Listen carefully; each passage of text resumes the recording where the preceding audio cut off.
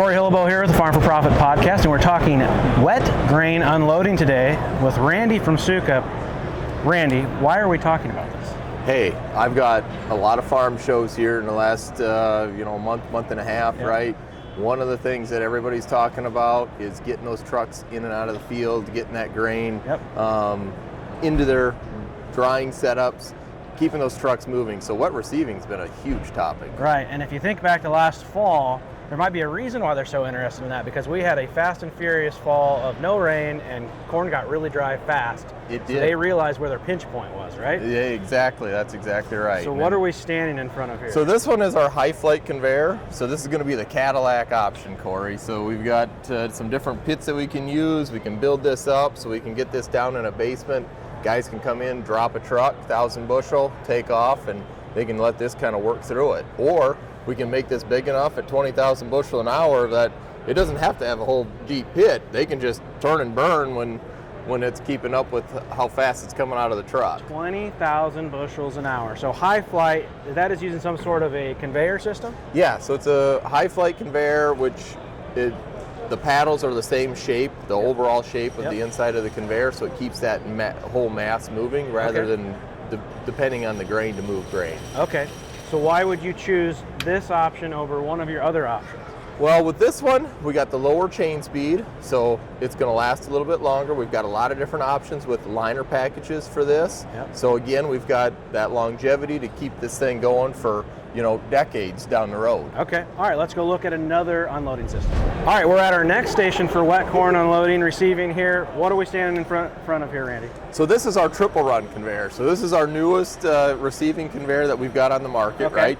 Fairly new. What this one does is kind of keep that pit depth low, right? Okay, so we don't don't have to have a big hole? Right, we don't have a 20-foot hole in the ground that you got to worry about water, right? Yep. You got a lot of limestone rock laying high, you can't dig down. Okay. This is a good option. We can put a couple hoppers here so you can drive that truck over and then dump both hoppers at the same time. And we can get up to 10,000 bushel an hour with this, Corey. 10,000 bushels an hour. So where's the triple 3? Where's that coming? Okay, so that one, that's a little bit different, but we've got this dual receiving system. We can take this pit, put another one on the other side.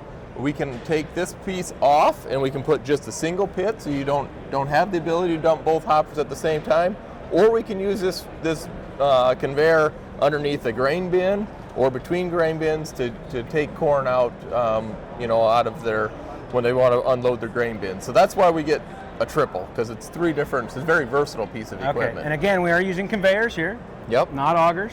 That's right, all chain paddles inside of them, so we can get our 45-degree bend sections and keep that grain mass moving up through the throat area. Yeah, so I imagine this would definitely eliminate a lot of the cost and the headaches that come with a deep pit, like water and things like that. Exactly, that's exactly where we'd use this, and it still gives us that liner package that's available. We've got some AR liners in this. We can't upgrade them, but it does give you the ability to still use it, get that 3 times the life out of an AR steel versus a standard mild steel. Well, let's go on to the next one. All right, Randy, this one looks a lot different than the others we've been using. There's 2 tubes here. It's quite a bit smaller. What do we got here? Yeah, so we can add tubes on. That's not a problem. We can get up to and use this as a receiving as well. We've got some drive-over hoppers with grate till you come over, but downfall of this, you got one chance, right? You got to pull ahead with the truck so you don't have multiple dumps. The other thing is it's mild steel, so we got to kind of let this one kind of clean out, so it's not going to last quite as long. But the nice thing about this, it still can come up, feed a leg, or we use these up to some small wet holding bins, some 24-foot shorter wet holding bins. This will go right up to the top of that, so you don't need a leg on the farm. So what I meant in the beginning, I see 2 tubes, and there's no tubes there. What do we call this?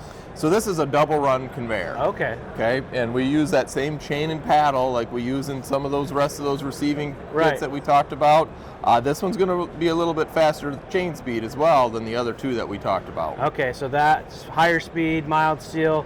Maybe it might not last as long. Right, but economically, this is a pretty cheap system to get in to receive some grain. Right, and I still haven't seen an auger yet, so I mean, there's a reason that we're using these kind of systems, right? That's right. The chain and paddle always are going to outlast those auger systems out there. We've got that UHMW paddle on steel, so you don't have that metal-to-metal contact, and that really helps with the life expectancy of all this equipment. What kind of capacities can we get out of something like this? So with this one, we can kind of get to that 10,000 bushel an hour if we need to.